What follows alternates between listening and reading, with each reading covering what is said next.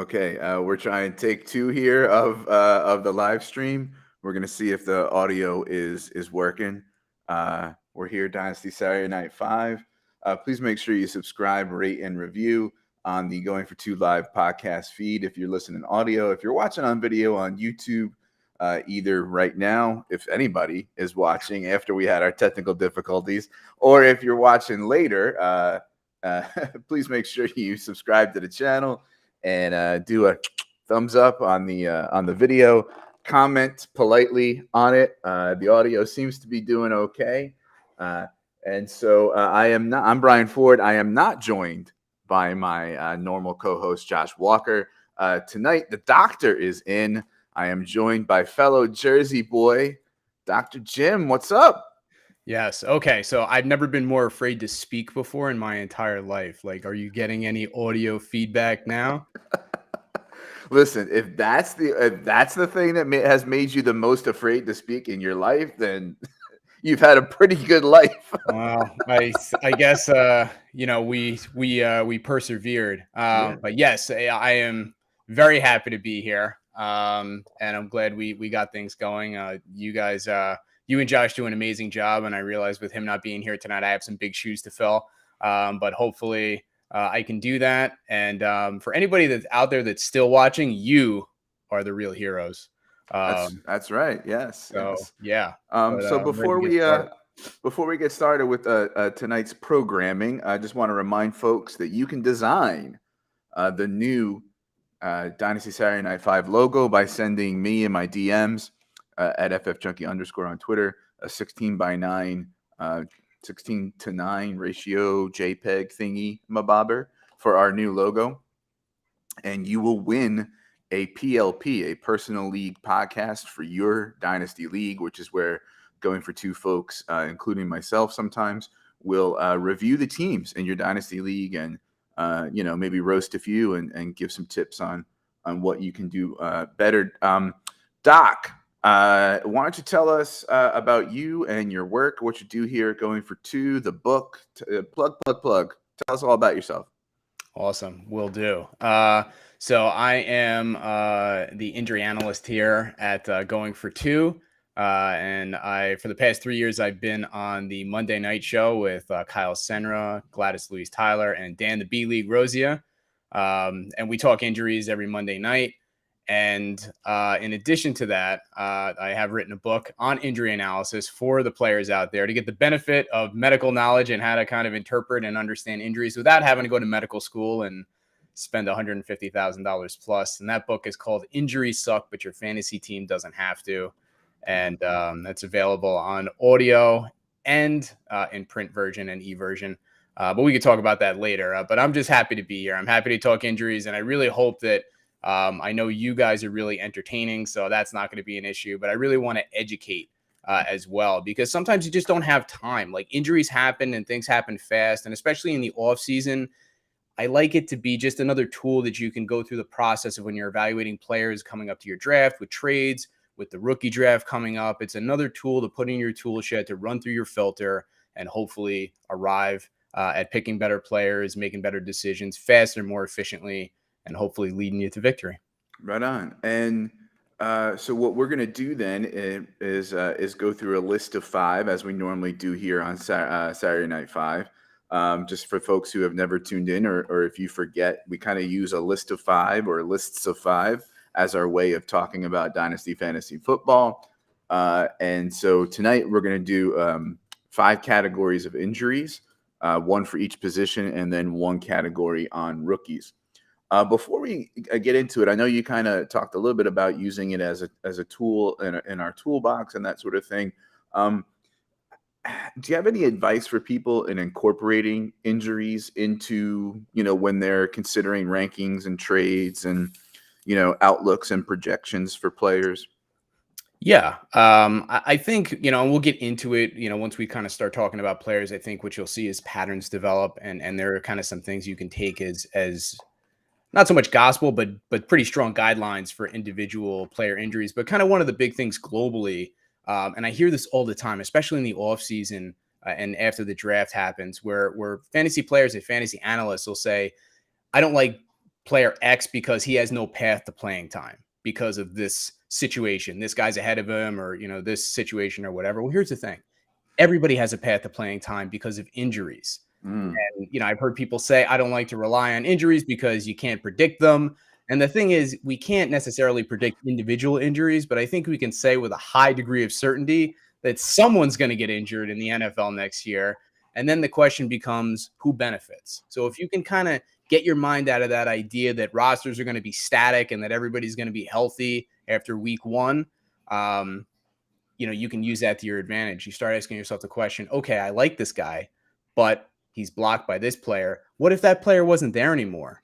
Would you like him a lot better? mm, That helps you be more proactive as opposed to reactive. And I'm sure mhm. you've seen that where, you're out on this guy because he's blocked, and all of a sudden the guy ahead of him gets hurt. And then it's like, now you have to overpay or you have to use all your fab to get this guy. It's like, well, what if you anticipate that a little bit? And, that helps you kind of weather the storms as injuries happen and things like that. So that's a lot, but that's kind of the global process of, just kind of taking injuries into account because they are going to happen. I always say the NFL and football is a dangerous sport, and we know injuries are going to happen. We may not know to whom, but we know Mm. they are going to happen. Well, we kind of know to whom. They're called running backs. No, but seriously, Good I mean point. Good point. the idea of injuries has really shaped the way that both the NFL and the fantasy community, and particularly the dynasty community, is approaching running back. The Yeah. last few years, and I heard somebody do a really good analogy the other day. I think it was on the Dynasty Dummies podcast where running back is like an elevator, wide receiver is like an escalator, right? With running back, guy gets hurt, next guy up, you're pretty much getting for depends on the team, but like you're getting that guy's touches, right? Yeah. Wide receiver, you're getting on the field, you're getting playing time, but the targets might be more spread out, right? So when we talk about like contingencies and the upside of a player or their path to volume, like you're talking about, right? The one injury away guy, is worth having sometimes. Yeah. Absolutely. Another great analogy along the same lines was from Danny from the Fantasy Stock Exchange. He put out one of the things that he says constantly is with running backs, carries are given, with pass catchers, targets are earned. And Mm-hmm. it's just kind of like, opportunity for running backs is like, are you there? Do you have a last name? Are you on an NFL roster? Mm-hmm. Okay, you're up. Go get him. Go get him, Tiger. And you get that production. But with wide receivers just getting on the field, there's a lot more to it than that. Yeah. So it becomes a lot more complicated. But that's a really good point. All right. So couple injuries that I want to talk about that aren't on our list tonight, but I think might I think speak to some of the principles that we're talking about with injuries. One of the first shorts that I saw on the Going for Two channel was you out on Dalvin because of the shoulder stuff. Yeah. Now we've seen his carries go down in a more pass heavy offense, but talk to me about I don't want to call it chronic, but repeated maybe nature of Dalvin's shoulders and why that's something to be concerned about if you have him on your roster. Yeah. So what Dalvin Cook was dealing with is he had injuries to the cartilage in his shoulder, to the labrum in his shoulder, which is the cartilage ring that kind of holds the ball in the socket. And when that gets torn and when that breaks down, it becomes a lot easier for the shoulder to come out of the joint and dislocate. And we saw him deal with that a few times last year. And really impressive how he's able to kind of get to the point where it's like they kind of pop the shoulder back in like Mel Gibson in Lethal Weapon. And then he's back on the field in a couple of weeks. For a lot of players, you're kind of done for a long time. You're done for the year. The interesting thing about Dalvin Cook is now he's just gotten surgery to repair that labrum. So at least in theory, his shoulder should be more stable. But you also have the issue of Dalvin Cook has heard other things over the course of his career. He's now, I believe he's 27 or 28. So there's a lot more mileage on the tires, and he's still a running back. He's still high risk. I think one of the most interesting things about the Vikings is they re-signed Alexander Madison, and they signed him for 2 years. So they know that they're dealing with, somewhat of a volatile asset as well. Hmm. So I don't think anything really changes there. Hmm.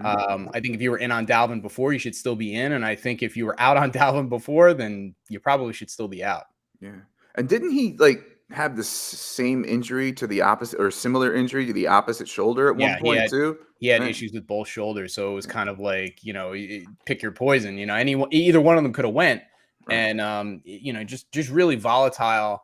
Um and the thing with him this past year, I mean, he managed to stay healthy for the most part, which I give him a lot of credit for, but his usage wasn't the same as Mm. it had been in years past. So to me, like, that was another thing that went into it. Was the Vikings know that, that he's a volatile asset, and if they keep running him out there and give him 25 touches a game and things like that, he's going to break down, and they don't want that. So are they going to continue to kind of manage his workload? And if they manage his workload, even if he does stay healthy, is he bringing you the same value as he has in years past? Mm. And I think that's another reason that you might want to consider looking elsewhere. Okay. And they gave Madison pretty good money for They a did. guy that they're, ostensibly is a backup still. Like, I don't know. There's a there that There is a there it there. seems a little fishy, which kind of brings me to my boy DeAndre Swift. I've been a Swifter, and it's been hard to watch. And so I wanted to talk about this idea of injury prone, and if we Sure. can do that through the lens of DeAndre Swift, because I've heard injury prone's a myth, and then I've heard, well, soft tissue, maybe there's something there as far as prone goes, but like, ligaments and things like that, you can't really help. So he just has this vibe, this reputation of he's always dinged up, right? That's Yep. just the thing we think about with Swift is he's always dinged up, right? So is injury prone a thing, and does that apply to DeAndre Swift at all, or what? What's going on with him? This is why I'm glad to be here on Dynasty Saturday Night 5. It's Yeah. like we're not doing softball questions here. It's like, hey, let's dive right in. Is injury prone a myth? No, I love it. So the answer to is injury prone a myth? I don't think it's a myth. I think it's something that gets thrown around pretty liberally Mm. and with a broad paintbrush, and it doesn't really apply in a lot of the cases where it's thrown around. I think it's more a process of, like I said, you heard it before, you'll hear it again. The NFL and football is a dangerous sport. These guys are really strong, they're really fast, and they run into each other with such force that it's basically the equivalent of getting into a low-speed car crash. And then if nobody's severely damaged from doing that, then they all get up, they line up, and they do it again. And they do it again, and they do it again. Yeah, So yeah. guys are going to get hurt. It's like a demolition derby. So because of that, players get injured. And if it happens over, a couple of times consecutively, then you get this label of being injury prone. I don't think that that's really the case with DeAndre Swift and with a lot of other players. I think with some players, what you can say is they have a significantly higher risk of injury. So some guys we're going to talk about, Michael Thomas now comes to mind.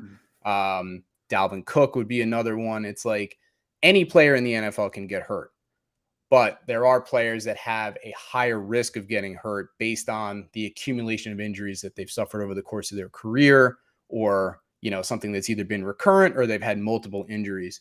To answer your question directly, I don't think Andre Swift is in that category. I think he's just been unfortunate enough that he had injuries on 2 consecutive seasons, and he's a relatively young player. Mm. So look at Christian McCaffrey. Christian McCaffrey, also a young player, had the injury prone label going into last year, had a full season, crushed it. Mhm. So is he not injury prone anymore? I think Mhm. he's has just as much injury risk going into this year, but now he has kind of some of that stink is worn off because he had a healthy season, but he could just as easily get hurt this year, and then we're back to square one. Does that make sense?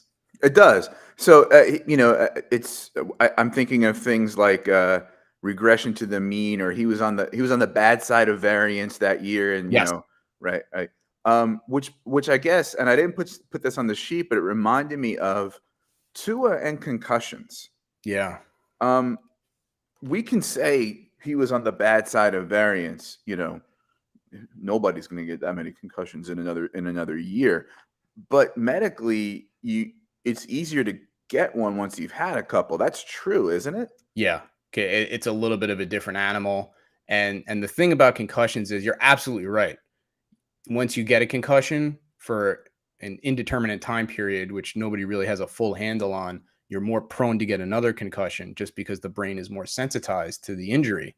And to be clear, when we talk about a concussion, that's what we're talking about. We're talking about a brain injury. And if that sounds bad, that's because it is.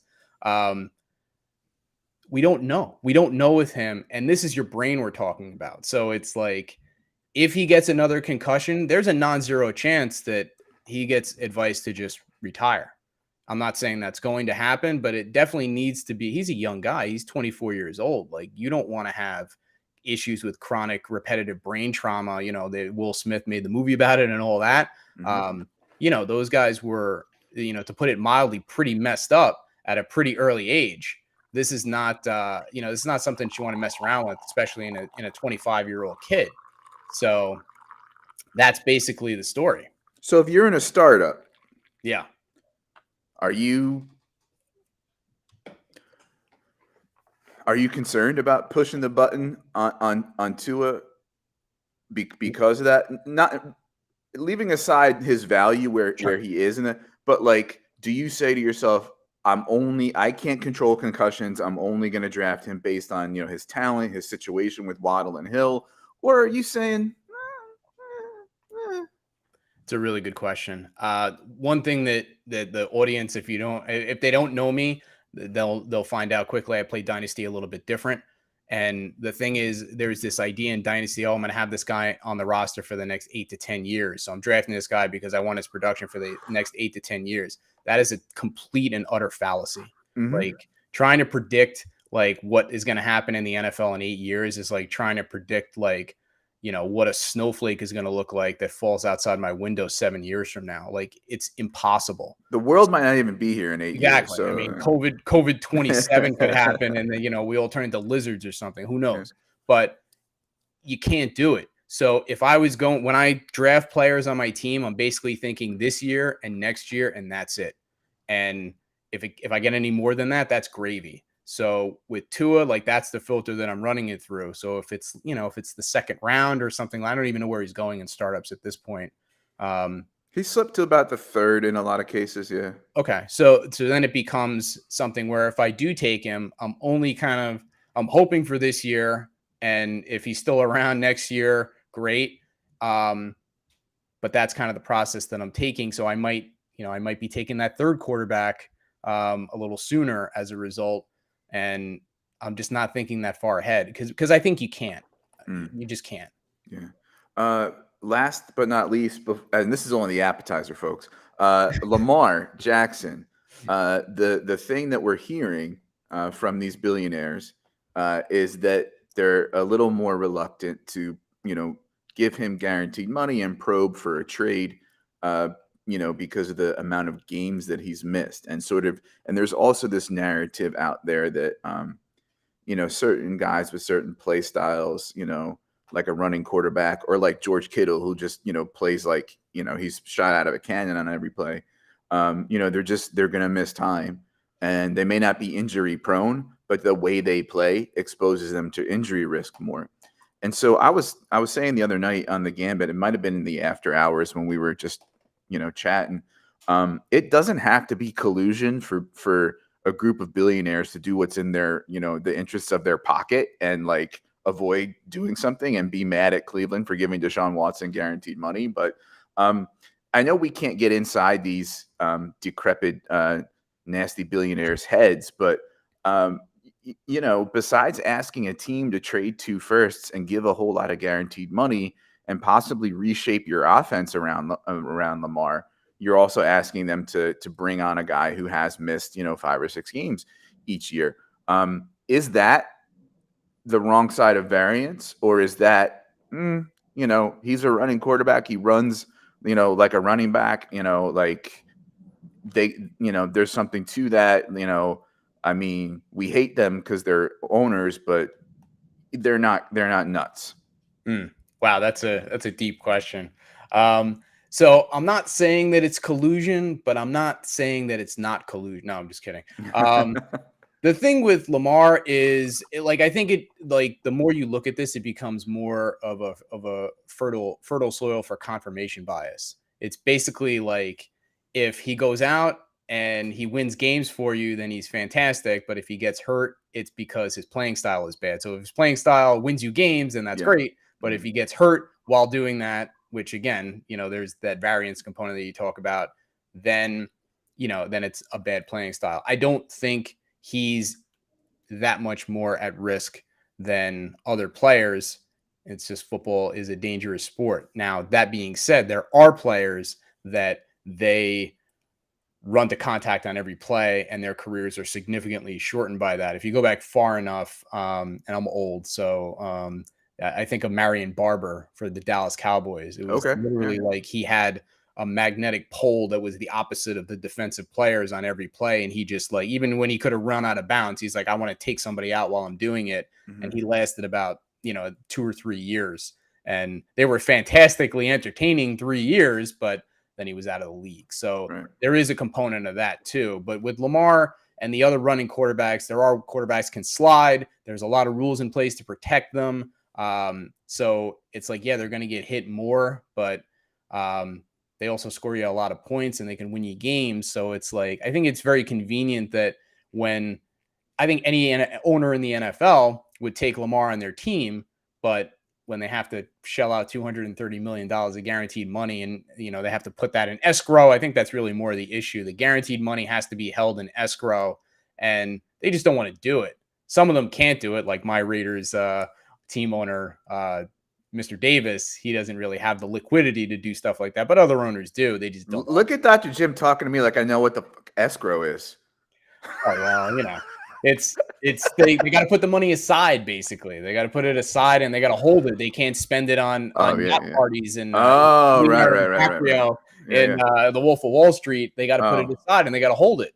So basically, they take it out of their account. They can't play with it anymore, and they can't do cool financial stuff. They got to put it to the side. So that's why the guaranteed money thing is such an issue. Aside from the fact they got to pay it, they got to hold it and keep it out of their hands, so they can't do fun billionaire stuff with it. Oh, see, like I just learned something. I'm not only am I learning medical stuff, I'm learning financial stuff. Speaking of financial, it's time to pay the bills. Before we get going with our list of 5, and I'm going to get to Julia's comment because I'm really glad to see her tonight. We're going to talk about Underdog Fantasy. This show tonight is brought to you by Underdog Fantasy. They are the industry leader with best ball tournaments and huge pick'ems and private leagues and all sorts of things that you can do. They're not just football, even though you can scratch your itch and start these best ball drafts now way super early, like, for the D-gens, but you can also, they got the golf and the baseball and all sorts of other things going on there. So why am I talking about it? Well, we have a promo code for Underdog Fantasy. If you are a new customer to Underdog and you sign up, you can use the promo code GF2 and get a deposit match on your initial deposit up to $100. And for those of you conveniently viewing, you can now scan the QR code, fancy, that's on the screen right now. And that'll take you to the Underdog site where, once again, you can do a deposit match of up to $100 if you use the promo code GF2. So you can get that money in there, start playing, and maybe even start winning. And I'm realizing that our QR code does have the shimmer. I noticed on Gambit it has the shimmer, and I was like, ours doesn't have that. And I realized that's probably because I'm like half reading the promo, on my other monitor, so I don't get to see the shimmer as much. So it's shimmering. It's shimmering. We're shimmering. So I was just thinking about Julia actually today. Friend of the show, Julia, NBA Rigged. I was like, I haven't seen Julia in the chat in a while. I wonder how she's doing. So really glad that you're here and watching, and I hope you enjoy. And by the way, Julia, if you remember, yay many moons ago, I told you that if Hendon Hooker was a top 5 pick, I'd eat my hat or something like that. And here we are. I don't know. You might want to get some ketchup ready for draft night. I don't know. He keeps getting mocked in the first round. I even saw, one of these draft nicks mock him 5th to the Seahawks. I don't know. Julia might have been onto something with a crystal ball back then. Let's see here. Jamie, being a Raiders fan, would you want them to move up and get Anthony Richardson because of that running quarterback question? If I'm an Anthony Richardson fan, which I am, I don't want the Raiders because I don't think, they can develop a quarterback. I don't want him there. I want him with good coaches and a good system and that sort of thing. But, theoretically speaking, if you're a Raiders fan, do you want them to take the guy who ostensibly has the most risk? I mean, rookie contracts are cheap, quote unquote, relative to the second one. So maybe less of a risk if you have them in the first few years, right? I am with you 100% on the whole Anthony Richardson should be QB1 in rookie drafts. I have to be honest with you. I think that the idea of the narrative of how he can't throw or that he's inaccurate and therefore like he's not as good as some of these other quarterbacks is preposterous. Like we've seen this time and time again for fantasy purposes. Justin Fields, Jalen Hurts, Lamar Jackson, these quarterbacks are all rock solid QB1s and they couldn't throw when they came into the league. The same thing happens over and over and over again. All prospect growth isn't linear. You learn, you get better, and all you have to do is cross a little bit of a threshold and you can run from day one, and then you learn how to be a better passer. You grow into the position, and then you become Jalen Hurts. You become Lamar Jackson. You become this fantastic weapon. Hopefully soon Justin Fields. Justin Fields is on that track. The people that are the Justin Fields haters because he's quote unquote not a good passer, get with the program, people. So yes, I would love for them to get Anthony Richardson on the roster. And if he busts, he busts. I mean, he can't be worse than Jamarcus Russell. Hello. So like the bar has already been set. The precedent has already been made. So I'm a huge fan of that ceiling. And if you can get him on the roster and develop him even just a little bit. I mean, Tim Tebow was a QB1 in fantasy. Yeah. So come on, people. Yeah. And not that Matt Waldman needs me to do promo for him, but the poetry that is the passages that he writes about Anthony Richardson is worth the $21.99 to get the RSP to begin with. And if you want a Reader's Digest version, he's on a podcast, tour, including his own, doing the promo.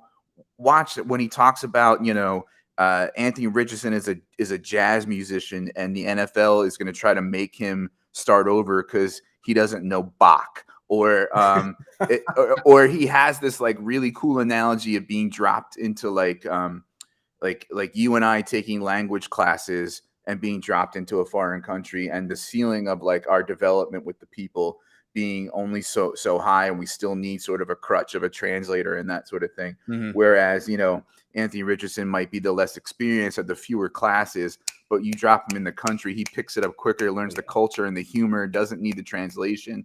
Like this idea that he can't throw or can't learn or isn't good in the pocket or can't read defenses. Oh, don't get me started, Dr. Jim. Don't get me started. Oh. Well, you're a history teacher, correct? Yes, I am. Yeah. I mean, this is a great example of the old, it's somewhat of a cliche, but those of us who don't remember history are what? Doomed to repeat it. Yeah. I mean, we've seen it already. So it's like, this is the opportunity to get a player with that type of ceiling on the roster. If you got to wait a year, so what? Like we've talked about, Dynasty is about this, this longevity process, but everybody wants it yesterday. Like give the guy a year, let him develop and see what happens. But the ceiling, the ability to have, a top 5 quarterback, like that literally doesn't come around very often. And this is your opportunity. So I think there's a really good chance that anybody that takes him is going to be very happy. Jim, you just earned a permanent co-host spot by being on the ARQB1 train. So Josh, if you're listening, you've been replaced. Josh, you're fired. So stay on at least for 3 weeks. And then when Richardson slides into the 3rd round, and the people who are dumb enough to compare him to Malik Willis end up right for 14 seconds, then I'll just dump Jim and get Josh again. But in the chat here, Julia, pumping up Hooker again, asking us who we would comp him to. Geno is my comp for Hooker. you know, I don't comps are fuzzy sometimes, but I think he's gonna have the benefit of having to sit for a while because of the knee and stuff, and learn the NFL offense because the offense that he had in Tennessee was fun, and in some ways has some exotic things that the NFL could learn from, but in other ways, sometimes he's reading half the field and doesn't have to read the other half, and so he's gonna have to learn. Do you have any thoughts on Hooker? I actually have a question for you. Yeah. Mhm. Because you guys like the rookie work that's done, here on Going for Two, and in other places, but here especially is tremendous. And I think the audience knows that already. But let's just talk a little bit of a hypothetical with Hendon Hooker and Mhm. and see if we can imagine what things would look like. So let's just say that his ACL injury never happened. Like it's not an issue. So yes, he's 25, whatever, but ACL never happened. My question to you is, what type of a runner do you feel like Hendon Hooker is? Because I know he could run a little bit, but how much is a little bit? Like what's Yeah. what's the comp like rushing wise to a quarterback in the NFL for you? I think Gino's a good comp. I think so as far as prospects go, I think he's like above Young and would have been, or in fact probably still is above Young, above Stroud, not quite Richardson or Levis, of course. As far as a current NFL comp, maybe Dak a couple of years ago, Okay. or the way that Burrow doesn't do many design runs, but he can get himself out of trouble. Hooker does some design runs. Um, Maybe not quite Trevor Lawrence, maybe something like that, right? Okay. So yeah. Um, but okay, so speaking of quarterbacks, let's get going with the main course here and do our list of five. So we have injuries at every position and then rookies. Do you want to? Do you want? I just assumed we were starting. Do you want to start with quarterbacks? What do you No, want to start with? quarterbacks is good. There's a lot of meat on the bone there. Okay. So let's Yeah. get into it. All right. So Stafford, Purdy, Kyler. We're gonna touch on these guys. Anybody you want to take on first? Oh wow. I mean, we have some really interesting stuff here. Let's talk about Kyler Murray first because I think he's the one that kind of like has the most juice like going into rookie drafts. Like, he's the one that's either being traded away or being traded for. So let's just talk about a little bit about what happened with him. So he tore his ACL, we all know that. He had surgery on January 3rd. So this is where the timetable for what's a reasonable timetable for ACL injuries and how can we kind of process these things globally to understand what's going on. So this is what I can offer you. The magic number for ACL injuries is about 9 months. If players come back from an ACL injury prior to 9 months at a minimum, there was an article from the 2016 British Journal of Sports Medicine that said their risk of re-injury is significantly higher. So most, if not all, NFL teams are going to hold a player out with an ACL injury for 9 months minimum. And then, depending on the complexity of the ACL tear, that's when you can get into situations that we'll talk about with Javonte Williams, J.K. Dobbins, complex ACL tears, things like that. Chris Godwin had an ACL and an MCL tear around the same time last year, and he made it back for week 1.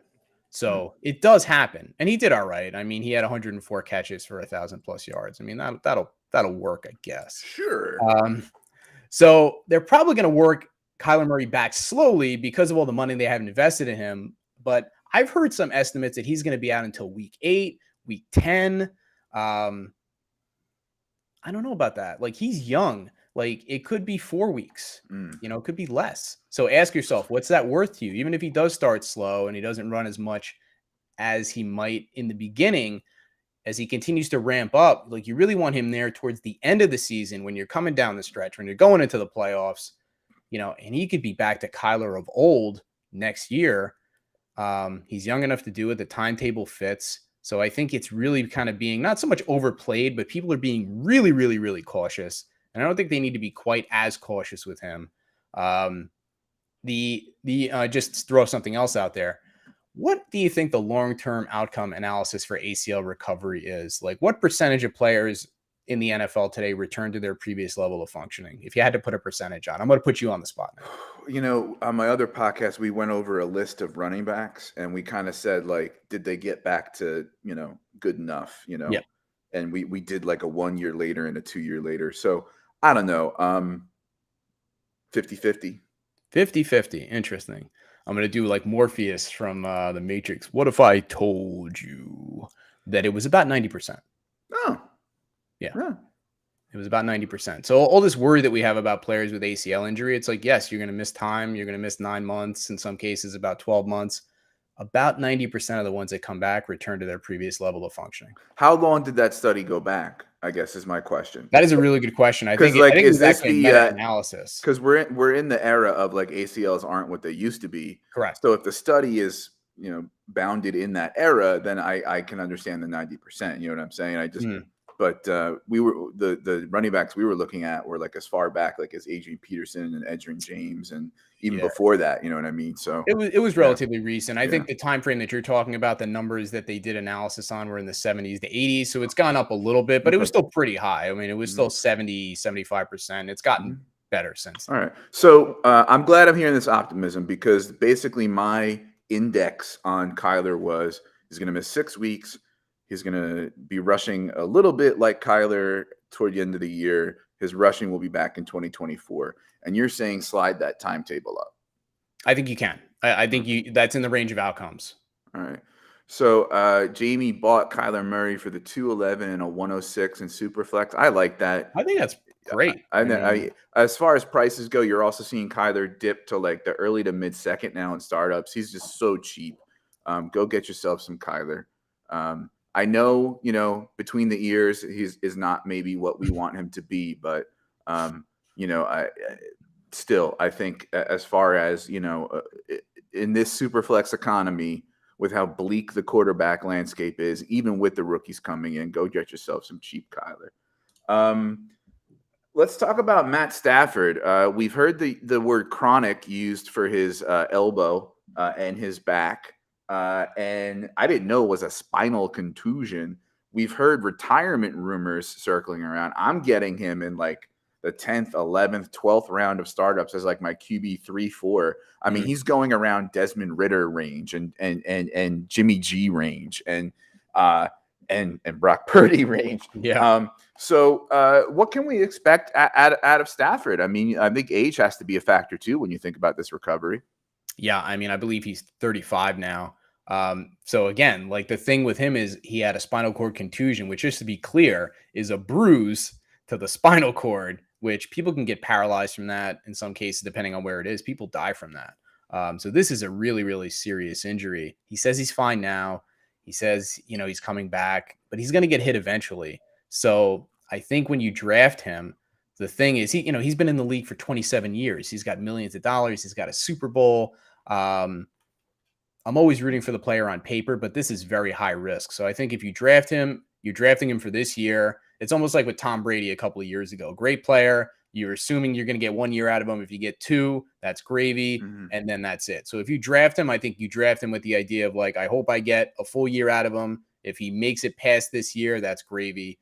And that's the way you approach it. And if you can stomach that, if the price is right for that, then I think you're good. Anything beyond that, I think you're projecting too much, and you might get left with empty pockets. Yeah, I can dig that. Yeah, he's kind of in that range now where it's like Brady, Rodgers. Like, who the hell knows how long he's going to be around? This could be his last year. Could retire at any minute. Yeah, absolutely. But reunited with another player who's being undervalued and injured, Cooper Kupp. We might get to him a little bit later.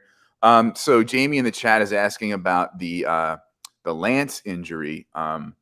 And that was sort of like a while back, and we're seeing him now pretty much, on that path to recovery. Meantime, the guy who possibly Wally pipped him, Brock Purdy, hurt his UCL, but apparently didn't have Tommy John surgery. And I don't know, some people are saying that's a red flag, that he should have gone ahead and gotten the full on, surgery plus. I mean, I'm assuming he's got good insurance with the NFL, but again, you're hearing it's a 6-month thing, so he's going to start throwing only in September, and then you're hearing people say he's ready he's going to be ready week 1. I try not to listen to coach speak and GM speak, but good process. What are your thoughts here on Brock Purdy? Well, just to touch on that really quick, I think one of the most unreliable sources of information on any injuries are twofold. It's the player themselves and the coach. So if you're going to listen to nobody else, like if you're going to listen to anybody else, I would literally rather get injury advice from a street corner derelict than I would from the player or the coach. Um, so you really can't take any of that, with any type of substance to it. So here's the things that I think are relevant to Brock Purdy. I'm going to try to be brief. We know a lot about UCL injuries, and that's the ligament that's on the inner part of the elbow. That it happens a lot in baseball. I know you don't do baseball anymore, but Josh is a big baseball fan, as am I. The thing about UCL injuries in pitchers and as opposed to quarterbacks is the nature of this injury was a lot more violent. There was a lot more damage to the ligament because of the way that the arm was pushed when he was throwing and the damage to the ligament itself. You don't see that level of force with pitchers. So it's the nature of the injury is different. And it was so bad, and the swelling and the inflammation and the injury was so bad, they actually had to wait and postpone the surgery for a few weeks before they could actually go in and fix it. That's atypical. That doesn't usually happen. So that's the bad news. The good news is that when they did actually go in there, they knew the UCL was injured, and they said, all right, like this is kind of a mess, but there's enough of it there that we can do an internal brace and use some of the ligament itself. We don't have to take the whole thing out. It would kind of be the equivalent of like, if you threw a rager at your house and you're like, okay, like the living room is trash, the kitchen is trash, the bathroom is trash, but a couple of the bedrooms are okay. So we don't have to clean those up. We can just focus on, the areas that are really messed up as opposed to doing a full, clean the whole house. So I don't know if that analogy works, but the idea is that they went in, they looked at it, and there was enough intact ligament to brace it, and that may help him get back faster.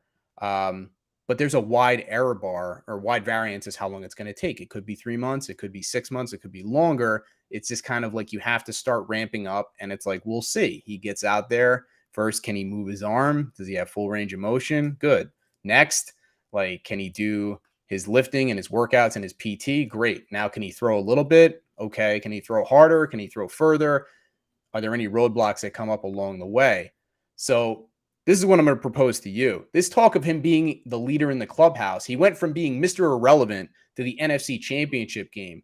What are they supposed to say? Yeah. I mean, come on, right? So it's like, okay, yeah, he's the leader in the clubhouse. Can he throw? I don't know. So that's going to be relevant.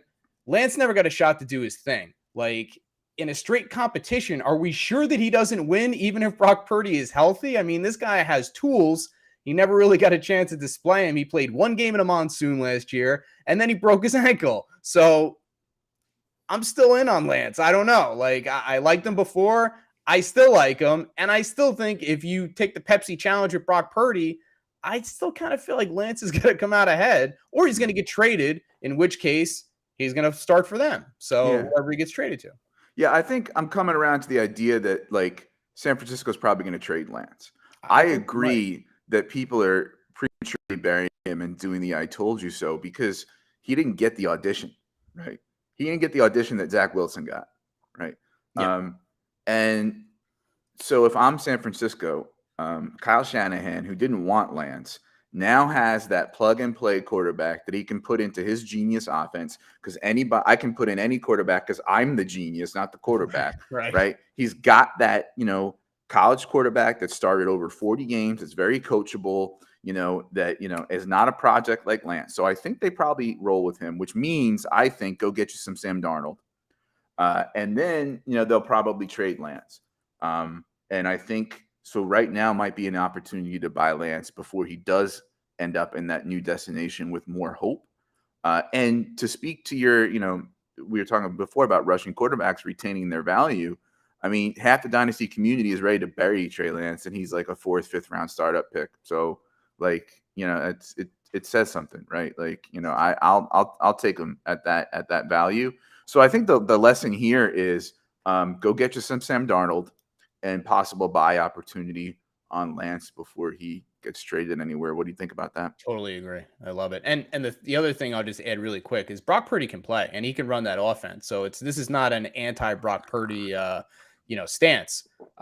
He can definitely play. He earned those accolades and he ran that offense very well and he could do it again. The only question I have is how much of that was contingent on Christian McCaffrey being healthy. And now if Christian McCaffrey gets hurt, is Brock Purdy the same as he was last year with Elijah Mitchell or whomever else? The weapons, the coach scheming up layups for him. Yeah. The defense. Yeah. I mean, like I think he's a product of all that. He improved. He improved from Mr. Irrelevant. And he had time to absorb things in the playbook and things like that. That maybe other people didn't have the chance to get. But yeah, I think he was a product of the team. So let's move then to running backs. Yeah. Last year, everybody was saying, ooh, Dobbins second surgery. And then I heard Dr. Jim say, they're probably just cleaning up scar tissue. And someone like me who had a second surgery on my shattered ankle was an arthroscopic surgery that was pretty much just cleaning things up in there, as the doctor put it. He said, I remember he was saying stuff about like, and then there's things floating around in there. I'm like, oh, this is really cool. There's things floating around in my ankle, right? And after the arthroscopic surgery, I had a cane for a little while, but it's improved. So I was okay with Dobbins getting a second surgery, and I have a few shares. I have some fears about him as far as like the Ravens liking to rotate backs and the low pass catching upside with Lamar being there. But we saw Dobbins flash toward the end of the year last year, and he seems to be on that arc of second year back from the ACL. What are your thoughts on Dobbins? Well, I have a question for you first. When you had the cane, did you also get the top hat and the monocle, Mr. Peanut style? Or yeah. And I shook it at youngsters and said, "Get off my lawn!" Get off my lawn. Okay, so that is fantastic. By the way, let's talk about ACL injuries and kind of like try to put them in categories, just really, really briefly. That I think if you can absorb this, because we're gonna get to Javonte, which is a different story. Yeah, right. So please, go ahead. Okay, so with ACL injuries, there is something called the unhappy triad, which is that's wait, I was gonna get way political with that, but go ahead. Oh, okay, I thought you were going to go the going for two unhappy triad, which is Jeff Lambert, Tom Tipple, and Ryan Searfoss. So that's a whole different. So these three injuries kind of tend to run together due to the mechanism of the way the ACL gets torn, and that's the ACL injury with an MCL injury and a medial meniscus tear. So it's not uncommon to have those three things run together. That's not as big of a deal. Obviously, it's not as good as just tearing the ACL and having that be a solitary ACL tear. That's probably, if you're going to tear your ACL, that's what you want. If you have an MCL and a medial meniscus injury, plus minus on top of that, it may extend your track a little bit depending on how bad the MCL is torn. They may need to wait 4 to 6 weeks or so before they go in and fix the ACL. So it extends your timeline beyond that 9 months. Now you're looking at 10 and a half, 11 months. At least you can make something out of that. Here's where it gets a little different. The LCL, the lateral collateral ligament, or the posterior lateral corner, that is a separate injury that if they don't fix that, that is a source of ACL repair failure. So if you hear that there's an LCL injury involved as well, that's when things get a little bit more complicated. The surgery is more complex, and there's another thing that can kind of go wrong where you end up with pain, instability, or a longer rehab time. Mm-hmm. And that's what happened to J.K. Dobbins. Mm-hmm. So it took him about 13 months to get back. He needed that scope and that cleanup, which I think, again, was just removing some scar tissue. And it happens. It's a complicated surgery. There's a lot of moving parts in there. He's still only 24, J.K. Dobbins is. So he's got that going for him, which is nice. So I rolled the dice on him. It's like, even with all those other things that, you're talking about as far as rotational things and things like that, it seems like the market like appreciation for J.K. Dobbins is trending downward, whereas his production and his ability to do more is probably trending upward. So that to me says possible buying opportunity. Hmm. Yeah, and I agree with you. And so let's talk about Brees and Javante. Yeah. Um, you know, we're in the world of ACLs ain't what they used to be. So for me, I think me still having Brees Hall ranked number 2 dynasty running back at the moment until I put the rookies in, I Right. don't think is really all that nuts. But we'll probably have to wait a year, right, quote unquote, till he's the second year back from the ACL. What are your thoughts on that? And if you want to, then just compare him to the multi ligament thing with Javante. Yeah, it's a really good comp because I think there's a divergence there. With Brees Hall, he had a less complex tear and it was in late October of 2023. So 9 months out from that puts him back in late July. There's already positive reports coming out about how things are going great, which is exactly what you want to hear, and in contradistinction to Javante Williams, which we're going to get to in a minute. He could be ready for training camp or soon thereafter, and week 1 availability for Brees Hall is very much in the range of outcomes. So it's like all ACL tears are not created equal, and you don't want to put them all in the same bucket. And Brees Hall is one of those players where it's like I'm even more optimistic that as long as we continue to get positive reports, like he could be back in week 1 and he could be doing Brees Hall things again this year. Oh, okay, cool. Interesting. As opposed to Javante, we hear mixed reports on whether or not he's going to start the year. The team went out and got P Ryan, which is I think a buy. His and from what I understand, I'm no doctor, but his tear was more complex, multi ligament stuff like that. Yeah, so his was the the J.K. Dobbins style. So he tore his ACL, and there's that LCL rearing its ugly head again. So he had that complex tear about the same time, a little bit earlier than Brees Hall tore his ACL. 9 months for him has him back in July. Week 1 is 11 months post injury. Maybe he misses a few weeks of 2023. I think that Javante Williams could be on the J.K. Dobbins track. So the difference is now we're hearing negative reports. Like we're not sure if he's going to be back to start the year. So it's not the same as Brees Hall. And we're not really sure how this is going to go. It's not really confidence inspiring that they signed P. Ryan. That doesn't mean that all hope is lost. But if you use J.K. Dobbins as a possible template, that could be more of what you're looking for. Where next year it's like, maybe he's slow to start. He, has some issues where they rotate, other players in and things like that. And then maybe if that all goes well, we're looking at 2024 where he really can, start to get back to normal. He does have youth on his side as well. So that definitely helps. Age 25 and under is kind of like the magic number as far as like, Oh, it sure is. when yeah, when things really heal as opposed to when they kind of heal. So he's got that going for him, but I think it could be a longer track where it's like I wouldn't really want to count on him and maybe as much as I would on some of these other players for 2023. But beyond that, he could be back to the way that he was. Okay, so I'm hearing a little bit more aggressive timeline for Brees, maybe buy from managers who are a little skittish. Little skittish. Depending on your team arc, it might be good to tear down from Javante now and get a useful running back plus, like say, I don't know, a Cam Akers and Aaron Jones, Dalvin Cook, if somebody, and get a little plus on top. Or if your arc is probably not going to compete till 24, maybe buy Javante from that skittish manager who needs that production now. So let's talk about JT. Okay. You have here in the show sheet what a difference a year makes. Like, bruh, he gets a little banged up with his ankle. The team has a bad offensive line and some shitty quarterbacks, and people are ready to bury him like he's dead. Like, what's going on with JT? That is, I mean, that's like recency bias in a nutshell, right? Let's roll it back to last year.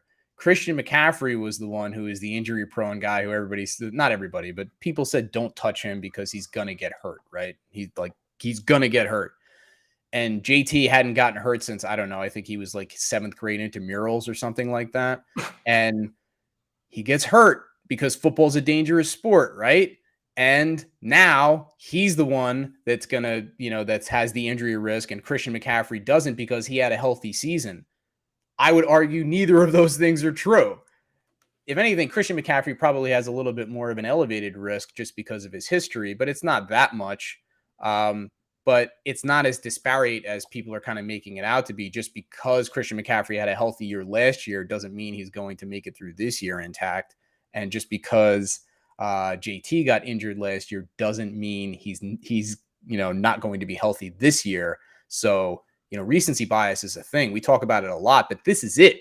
So this is when you have to kind of just say, all right, if injuries are essentially created equal, or maybe you give a little bit of more weight to Christian McCaffrey because of his age and injury history, how do I really value these guys based off of that and not based off of narrative or based off of quote unquote risk aversion? I mean, JT was supposed to be the safe play, right? It didn't work out that way. He really never was. He plays running back. No running back is safe. No, that's true. And before we move on, let's get to Julia's burning question here about what we're drinking. So I do take sips of a drink a lot. I think some of that is nervous energy, but I drink coffee 24/7. So you're going to see that. And then Kyle Senra, we drink coffee on this show. Okay, we're Americans, and you may also see some seltzer, often in the citrus variety. And both of which are non-alcoholic. So actually, I April 5th, Wednesday, was 21 years without a drink for me. So amazing. Dr. Jim, what are you throwing back tonight? Well, I am hydrating with some water right here. Nice, and I'm working tonight. So I'm drinking a light beer, but it's a non-alcoholic light beer. So if I miss anything tonight, it's because I'm stupid, not because I'm drunk. Okay, there you go. Right. And Dr. Jim, stupid, not drunk. That should be if that's the takeaway, then you did it right today. Let's spend just maybe a little bit of time talking about everybody's favorite injury-prone guy, Rashad Penny. Okay. Is this just like a bad luck guy or what? Like, everybody's like, oh, well, okay, in week 6 when he's out for the year, I'll just buy the backup or whatever. This guy, I feel so bad for him with the track record he's had. So what are your thoughts on what's going on with Penny's ankle? So I love talking about Rashad Penny and kind of injury prone, the narrative. Let's just do a rundown of the exotic injuries that he's had over the last 3 years. He strained his calf, he strained his hamstring, he tore his ACL, and he had a high ankle sprain and broken fibula, broken ankle. Football's a dangerous sport. You guys are going to be saying it with me by the end of the show. Mm-hmm. He's 27. He's going to be on a really efficient offense. 5 games out of his last 11 have been over 19 PPR points per game. Whatever games he gives you, he brings that ceiling. So it might only be 5, but what if it's 10 or more? What if he gets lucky this year and he doesn't get hurt? I think that this idea that he's going to get hurt, I think you could say that about lots of running backs in the NFL. They got a decent chance of getting hurt. Maybe his injury risk is a little bit higher, but it's not significantly higher. And then again, it becomes confirmation bias. Like he gets injured in week 13 after he's had, 9 double-digit PPR points per game, and they're going to say, I told you he was going to get hurt. Mm-hmm. But you got a lot of value out of that player before he got hurt. So I think that's important too. Like the guys that you can have on your roster that maybe they're not going to give you a full season, but when they're out there and they're available for you, you can plug them in and you can get good production and you can bank on that. I think those guys are really valuable, and they kind of get undervalued by the Dynasty community because of that idea of like they're not safe or they're not consistent. It's a week-to-week sport. Guys get hurt. You got to start. You know how it is. Brian, tell me if I'm wrong. Week 1, everything is perfect. It's all lined up. Then by halftime of the week 1 games, it's like, okay, this guy's hurt. This guy's injured. I got to start shuffling things around. I got to make waiver pickups. I got to do this. I got to do that. I got to keep the ship pointed in the right direction because I'm taking on water. Yeah. This is a guy that can plug a hole for you, and you ride him till the wheels fall off. And if they fall off in week 3, okay. If they fall off in week 13, that's even better. And maybe they don't fall off at all. Maybe you get a Dalvin Cook season out of him and he manages to hold it together for a whole year, and then you roll the dice again next year. Yeah, we had Pollard on the sheet. I was going to skip him for time a little bit, but Julia's asking about him here. We can touch on it really quick. Yeah. Anyone you want to Yeah, barrel through the can. when I shattered my ankle, it was tibia, not fibula, and it was like very very distal, Yeah. and there was a name for it, like a fracture that was named P-line fracture or something like that, or Well, pilon fracture. P-line. Yeah, yeah, and then it was like, and then it was fractured in like two other places. Like it was like the doctor called it shattered, right? And Yeah. my ankle has never been the same, and never will be the same. But it was also not an under 25 injury. Right. However, when I heard about Pollard, and it was like, I don't want to say just the fibula, but it was just the Yeah. fibula. Yeah. I was okay with it, and when I heard the recovery time was quick, I was okay with it. Julia says she heard it's complex. What are you hearing about Pollard? Basically the fibula is a non-weight bearing bone. So Travis Henry, if you remember him, you're older like I am. He played on a broken fibula, so it's something that it doesn't hamper repeatedly. You can play on a fractured fibula if you really wanted to. So he had surgery for the Pollard had surgery for this in late January. He's probably already fully recovered or close to it right now. I'm not worried about him at all, and I'm not worried if they bring somebody else in either, because he did just fine with Ezekiel Elliott taking whatever it was, 17 carries a game. So bring somebody else in. I don't care. I'm still high on Pollard. I don't need him to carry the whole offense. Just get out there and do your thing. And when they give him the ball, you know he's going to be explosive. So I'm all for it. All right, let's move on to wide receivers. You mentioned him before, Michael Thomas. I learned finally what the medical definition of turf toe was by watching the Monday night show Nice. with Dr. Jim. So let's talk about Michael Thomas, because it's a situation where there's the medical, but then there's the like whole diva thing where like I don't want to play, you know. So I couldn't know how injured he really was and all that. So what are we making out of Michael Thomas? It's a really, really interesting case study in how these things can play out, not just related to injury, but related to the player and how the team and the player dynamics work out. So he dislocated his toe, and it required surgery in November of 2022. And this was after he essentially missed a year and a half with a left ankle injury, which sounds like it was probably mismanaged due to miscommunication by the player, the medical staff, and the team. And everybody's just kind of angry at each other over that and pointing fingers as to who did who wrong. So, as of now, this is the worrisome part, aside from the narrative and the color and the context. The toe is still not fully recovered. So that's not great. And he's still with the Saints, and he could be a good fit with Derek Carr. But at this point, I think he's just a high risk, high upside dart throw. And you got to recognize it could all go to zero again at any point.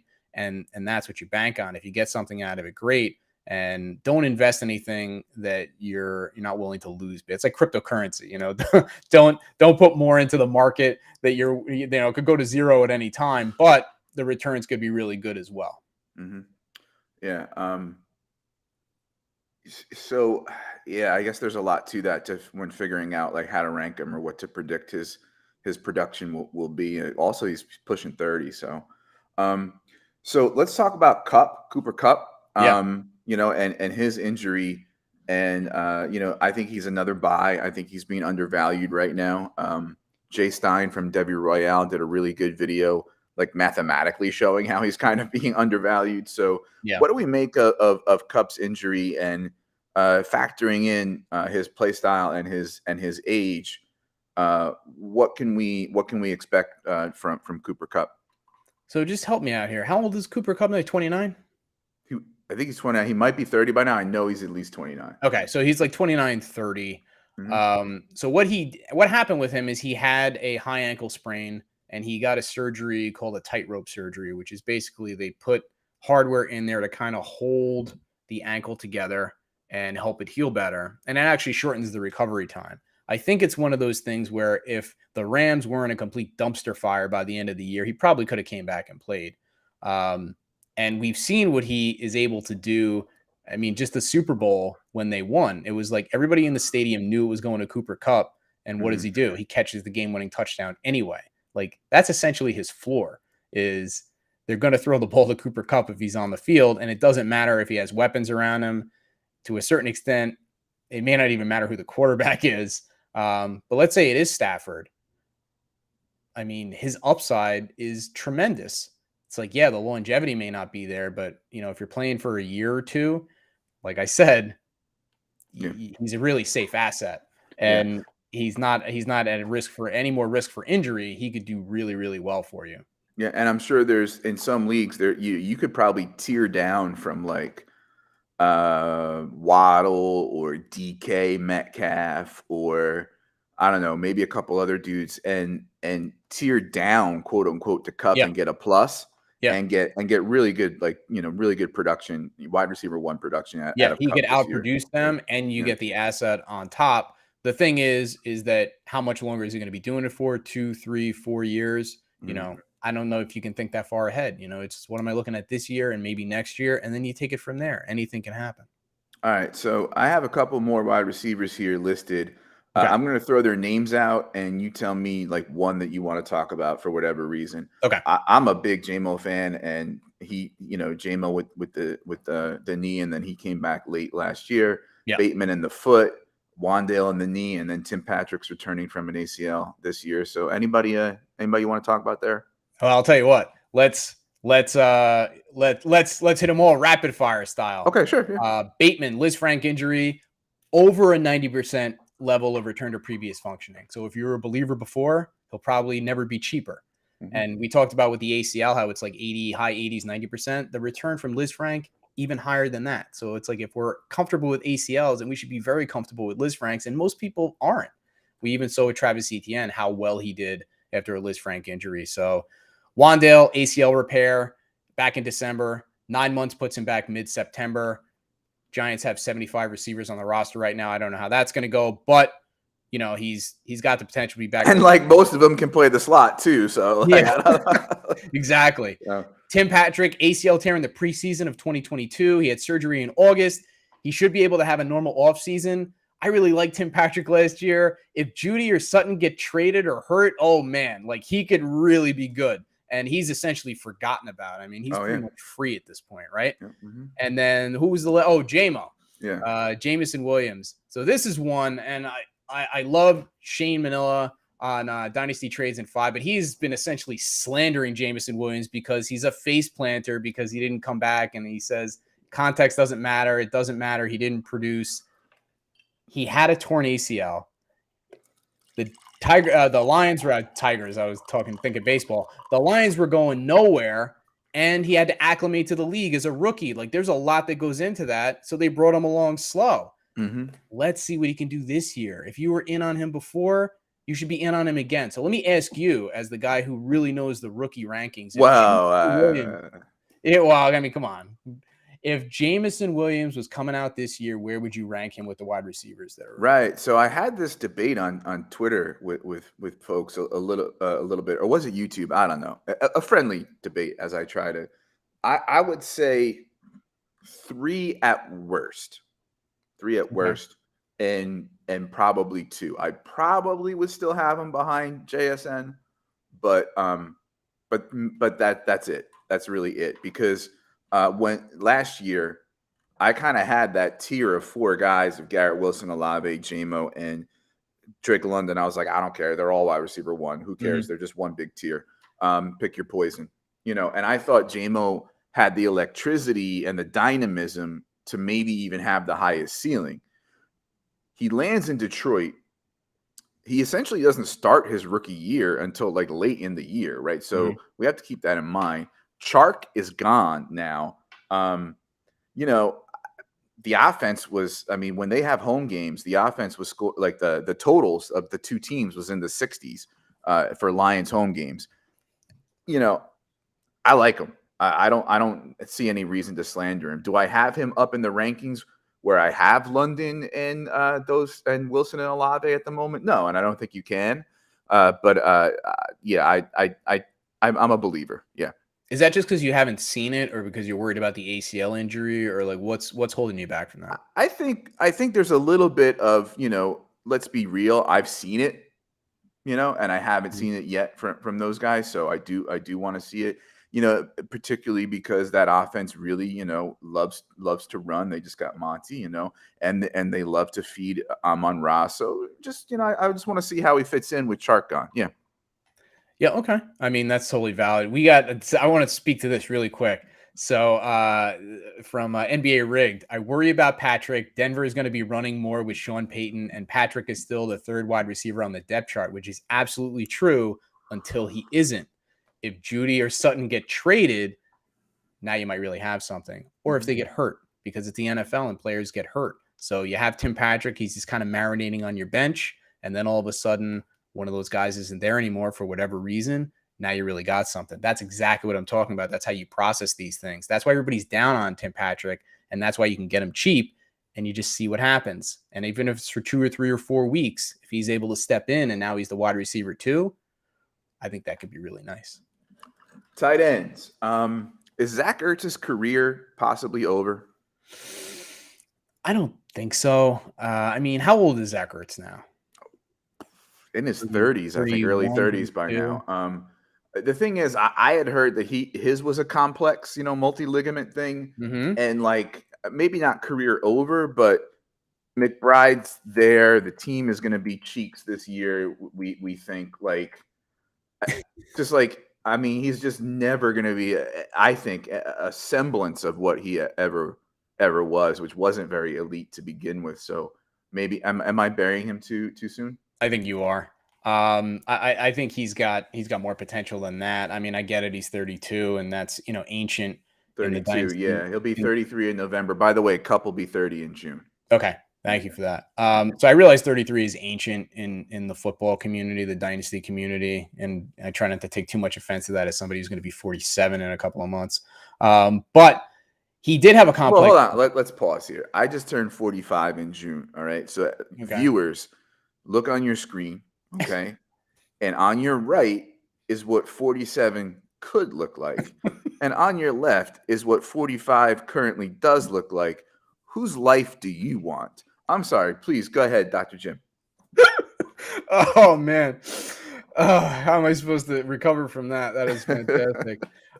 So he did have a complex tear, but let's bring it back to 45 minutes ago. It was an ACL and an MCL, which we know now they run together. So it's not that unexpected. Yeah, it makes things a little bit more complicated. Maybe it pushes his recovery out a little bit. But he had surgery in late November. 9 months has him back in late August. Maybe it's something where he starts the year on the pup, but this is still a guy who, can be really good. And what are they, what's the old narrative about like young quarterbacks or, kind of backup quarterbacks, like the safety blanket with the tight end? Like, yeah, I like Trey McBride's potential, but I mean, Zach Ertz is all reliable, right? And if he's out there and he's running around, like you don't have to be fast and dynamically. Jason Witten did really well without being, a particularly electric athlete. So he just got to go out there, run a few yards, turn around and catch the ball, and that works. So I wouldn't bury him just yet. Now, not to say that it's going to be a guarantee, but to say that his career is over, I think that's probably a little bit too strong. Waller, Pitts, Irv. Anything that you want to touch on with those guys? Irv Smith, meniscus and high ankle sprain. This guy's been really unlucky. He's still only 24, and he's still got that top 10 tight end upside. He's going really cheap. So he's somebody I would definitely want to look at, especially given the barren wasteland that tight end, kind of. And he landed on the Bengals, which, I've never really been a huge Irv fan, but considering the injury affecting the price and his landing spot now at the Bengals, if there's ever a time where I have a little bit of optimism about Irv, it's probably now. Yeah, and he could come on quick. So it's one of those where low investment, potentially high reward. Kyle Pitts, he's been talked about a lot. He didn't really have that bad of an injury in the grand scheme of things. He tore his MCL, grade 2 tear. He got surgery for it. Not really concerned here. I don't think the community's really concerned either. Like he's maintained his value and we're just waiting for him to put it together. Like this is year 3. It's like, come on, Kyle. Like give him a quarterback, give him an offense that throws the ball more than 7 times a game, and let's see what this guy can do. Yeah. When he was on the field, his targets per route run, target percentage, yards per route run, things like that were very good, right? So if that volume increases even a little bit, like the total passing volume increases even a little bit in Atlanta, like watch out, and he's probably cheap, not as cheap as he was a little while ago, but probably cheaper than he should be. Yeah. And Darren Waller, no new concerns here, high ceiling, but high risk. I'd still be willing to take my shots. I don't know what you feel about the Giants and kind of how they utilize their tight ends. It kind of seems to be somewhat of one of the polarizing positions for them. But he's a veteran and he could command volume, especially if they don't kind of bring in an alpha wide receiver. He could be kind of their de facto, alpha weapon for them. So, he's really interesting, but he is high risk. Yeah, for sure. So we did quarterbacks, running backs, wide receivers, tight ends. Time for 5 on the list of our list of 5 here on Dynasty Saturday Night 5. And that's rookies, right? Now, these damn HIPAA laws and damn privacy for these 19 and 20 and 21 and 22-year-olds. I need answers, Dr. Jim. So a couple ones that we have highlighted here. We talked a little bit about Hooker before, so why don't we start with him and then move on to a couple others? Okay. Yeah. So, real quick, just to go over it again, he had his ACL tear with surgery in December. 9 months puts him back in week 1. That's interesting. That's not really getting bandied about too much. So you watch the landing spot and the draft capital. And if he gets first round draft capital, he could come on and he could come on quick. Now, I've listened to the shows before, so I know, and I know you were kind of teetering with this. And, I wonder how you feel about it today because every day is a new day. But where would you put him as far as the quarterbacks now?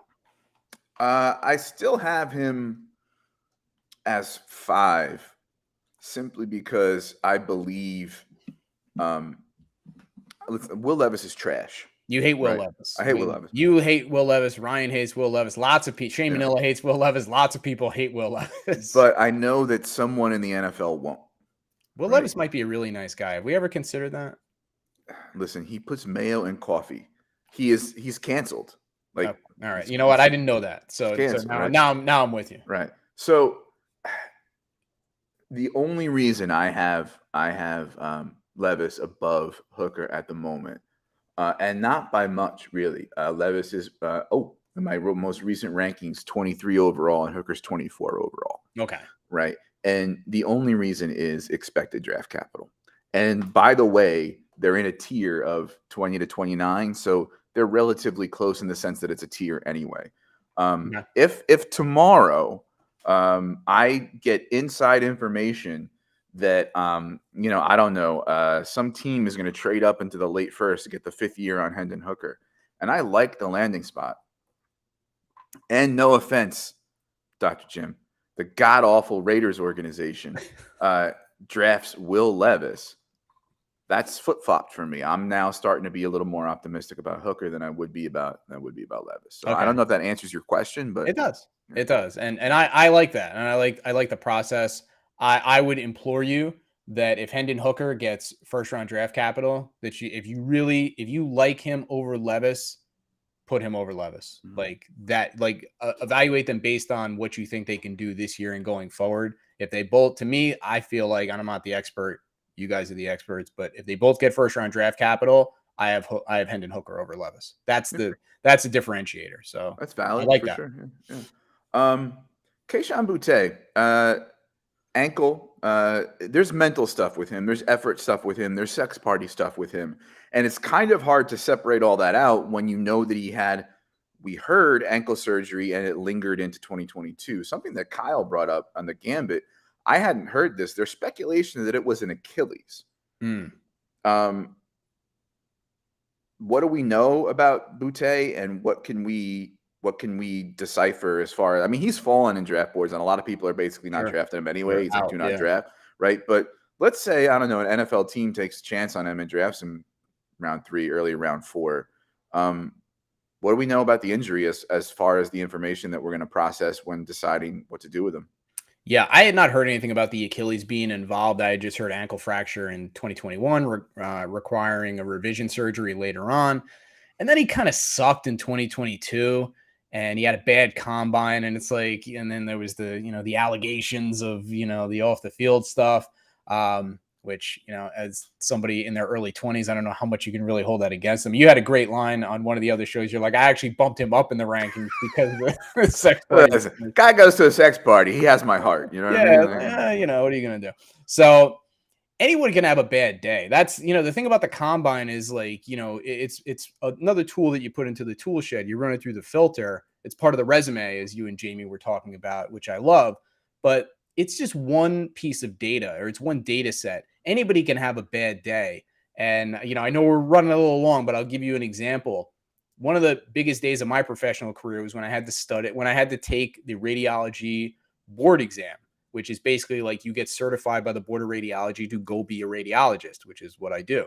Well, hold on. You're a doctor who fixes radios, and you're trying to Yeah, tell me exactly. about injuries? Yeah, Come they on. gave me the Marconi Award. Where's your zero credibility? Zero credibility. You're a Yeah. radio. So to be able to go out there and read X-rays and CAT scans and MRIs and ultrasounds, you have to sit for this exam for basically 4 hours. They show you a bunch of stuff, and you have to tell them essentially exactly what's going on, and try not to mess anything up too terribly. Well, my exam was in Kentucky, and I flew in the night before. I went to a fast food restaurant, which I won't mention because I don't want to slander them. But I wasn't feeling so great the next day, and I still had to go take this exam. So if I did fine. I passed the exam. Everything worked out. But what if I would have not done so well on the exam? Context matters. It's just one day. Does that mean that now all of a sudden, like, I don't know anything, and I'm not qualified to be a doctor because I had a bad day? Maybe Keishawn Butte had a bad day. Unfortunately, the blocks are starting to stack up. Now he's got a pro day coming up. Am I correct about that, or did he have it already? I'm bad at the calendar of pro days because I released a video that said Izzy's pro day hasn't happened yet. And when I released that video that I recorded the day before, a couple hours later, his pro day happened. So I should probably learn the calendar a little bit. I was curious because it's hard to listen. There's a lot to keep track of. Like, they do the combine, they don't do the combine, they do a pro day, we're gonna have a pro, whatever. So the thing is, that would be another data set where it's like, okay, did he just have a bad day? Like, is he mentally stressed because of the stuff that's going on? He wanted to go back to school. Now he's not going back to school. He's coming out on the draft because they didn't want him back, or he didn't want to go back, whatever. There's a lot of stuff going on, and he's still a young kid. So there's a glimmer of hope there if he does better at his pro day.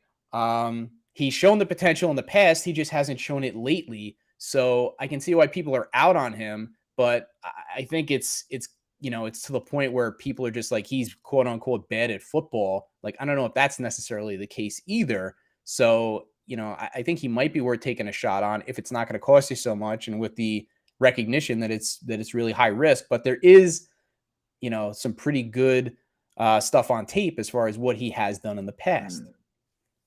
Keishawn Butte, pro day was March 29th. He just did measurements. Okay. He didn't do any. Well, hold on. Oh, 3-cone was 708. It's not great. It's not great.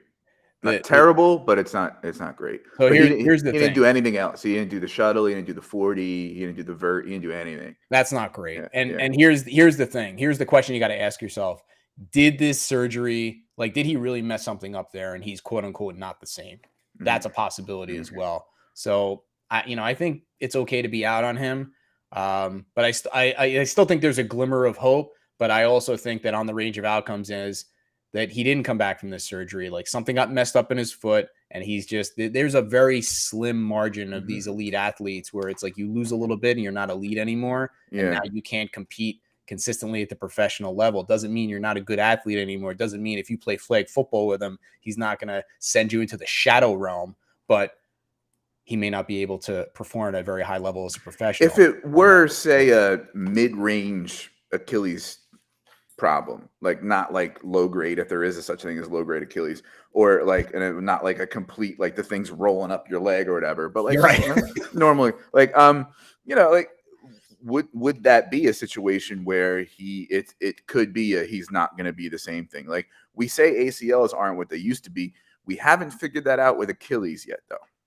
Right, we haven't, and up until this point, and we can throw in let's see, who's the guy that had the Ibrahim, yes. Yeah. So he had an Achilles tear in 2021. He had a monster season in 2022, which is super impressive, and that gives us hope considering that Cam Akers, with his 188 carries, 786 yards, and 7 touchdowns, is literally to date the best case scenario for the injury, moving ahead of household name Mikel LaShore as the previous index case of success for for Achilles tendon repair. So things are definitely improving, but we don't have anywhere near the body of work and evidence-based, ability to, make analysis on what these things are going to look like. With Butte, to answer your question directly, I don't know if it really matters. Like, it may be an issue, it may not be an issue. I think the thing is that not all recovery from injuries is 100% in some Yeah. cases, Mhm. and it's not something. Sometimes we don't ever get the answer. It's just, as you said with your ankle, it just isn't right anymore. And speaking for myself, I have a torn labrum and a dislocation, and had to get labrum repair in my right shoulder. That's my throwing arm, and it just was never the same. It happened in my early 30s, and I can't really throw anymore. So, it just, I never got back to that previous level. I'm not an elite athlete. I was in my 30s, but sometimes something happens, you go and get it repaired, and it's just not the same. And again, that margin for these professional athletes so slim, sometimes that's enough. Mm. I got a wild labrum story to tell you later. So I'm a Ty J Spears truther, Okay. but there's rumors that there was a second knee bust in there, and we don't know that. We don't know that for sure. He came back and performed very well his last year in school. But this brings me to the question of you. There could be teams in the NFL, especially if they think that there's some truth to the second one, that just take him completely off their board, Hmm. not drop him, take him completely off their board Yeah. because they're just like, and we won't really know that until later on, right? So if you and Kincaid's, I think, was a back thing, or Right. Tucker is a mystery, right? Yeah. Kendre Miller knee thing that he didn't do the combine, right? If we see these guys sink lower than we are expected, including and especially Spears, is that an indication to us that it's probably the medicals, or we just don't know until we hear it was or it wasn't? The short answer is we don't know. Yeah. And I realize that like the idea at face value is, it sounds like a cop out, or it might not be No, helpful. no, no. Here's the thing that I really want people to take into account when they're looking at drafts and draft capital and things like that. And again, I'm not the expert, but think of it in your drafts that you've done. What's the saying? It only takes one team to reach, but it takes all the teams to let somebody drop.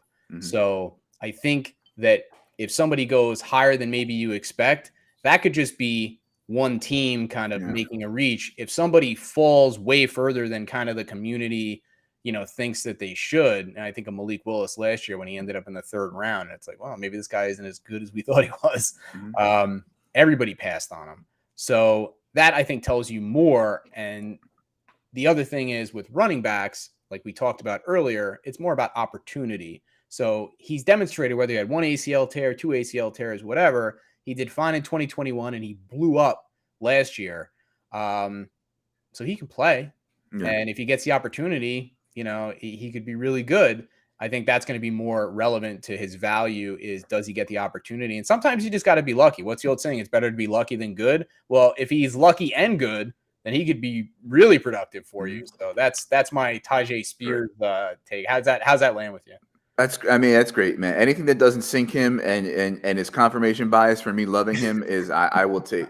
But ACLs, unlike some other things we've talked about, especially concussions, um, there's not like a higher rate of recurrence thing, right? Like, because a repair it's repaired, right? Like Yeah. you may not ever be 1,000% yourself, but like it's repaired. It's not under That's a actually higher not risk. true. That's actually not true. I think the numbers are, again, it's in the high 80s. The players that come back, the ones that Yeah, return to their previous level of functioning, is in the high 80s. So for right. all intents and purposes, you are yourself. Okay. Like, these players come back and they are themselves. I guess I was talking about like the ones who don't, like, you may. I guess the question is whether or not you return to be your old self, Mhm. right? It's not that you're at any higher risk of re-injuring or injuring it again, because Mhm. repair is a repair, right? Yeah. Yeah. It's a low percentage that they get re-injured again. I had the number, and I actually was like, oh, we're not going to talk about this, The but fuck? it's but it's a, I'll get it for you. It's a What lower does number. Lancet say? What does the British What does the medical journal literature say, Lancet? Come doctor? What does the literature say? on. I feel like I'm back in my rotations for Yeah. for medical school. Yeah. All right. Well, What before we land the plane here, Yes. what's the most annoying thing that you see out there? Okay, so like I'm a teacher and I know a Yeah. lot about history and whatever, right? So when I see people get things really wrong about teaching and education or history, right? Like there's a special way that it hits me, Yeah. right? You must not spend much time on Twitter because of all the armchair doctors that are out there. Like what's the most annoying thing to you when it comes to like people with fantasy football and injuries? Okay. That is a really good question. So this is what I'm going to say to all the people out there, such as yourself and the people that are really good at doing the analysis for rookies and players coming into the draft, which players such as myself who are not good at that really rely on and really appreciate. So here's the thing. This is the off season. There's not a lot of stuff going on. It's Mhm. like we have the draft coming up and people are pouring hours, weeks, potentially months into taking all of these different things into account, running them through their filter, putting out their rank lists and things like that. So we have our pre-draft rank list, right?